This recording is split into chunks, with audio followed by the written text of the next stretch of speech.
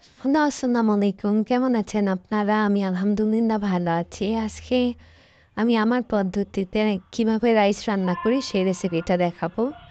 তো রাইস রান্না ১ম এই আমি ডিমটা একটু ভেজে তুলে নিচ্ছি। একটু গোলমরিচ দিয়ে ডিমটা একটু ভেজে ঝুরি করে নিয়েছি। এবার তুলে রাখলাম। এবার একটা বড় ফ্রাই প্যানে একটু বাটার আর একটু রসুন দিয়ে ভেজে নিচ্ছি। তো যেহেতু বাটারটা একটু কম পড়েছে, আমার হাতে ক্যামেরা আমি নিয়ে দিতেও পারছিলাম না। সেজন্য আমি আর কিছু না করে সরাসরি সয়াবিন তেলটা দিয়ে দিলাম। বাটারটা নিতে একটু ঝামেলা হচ্ছিল। তো তেলটা গরম হয়ে গেলে এক এক করে আমি সব দিয়ে দিব এটার ভিতরে। আমি মাংস কুচি করা আর আমার একটু সামান্য চিংড়ি মাছ ছিল সেটাও কুচি করে দিয়ে দিয়েছি। তো এগুলো একটু ভালো মতো ভেজে নিতে হবে। তো ভাজা হয়ে গেলে একটু সয়া সস দিয়ে দিলাম, একটু গোলমরিচ গুঁড়া দিয়ে দিলাম। আর এসব দিয়ে ভালো মতো একটু নেড়ে চেড়ে নিয়ে ব্যাস ডিমটা দিয়ে দিব।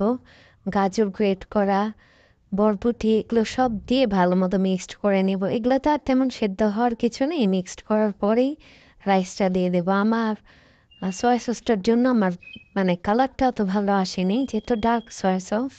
তো আমি হচ্ছে পোলাও চাল দিয়ে করিনি, আমি ভাতের চাল দিয়ে রান্না করেছি। ইচ্ছা করেই করেছি। এটাই আমার কাছে ভালো মনে হয়। বাচ্চাদের জন্যও ভালো। তো ভালো মতো ভাতটা দিয়ে এখন মিক্সড করে নিব।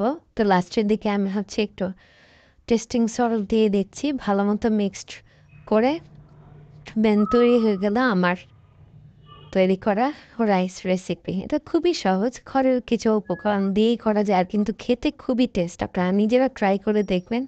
এই সামান্য কিছু দিয়েও রাইস রান্না করলে একদম রেস্টুরেন্টের মতো লাগে। আপনাদের ভালো লাগলে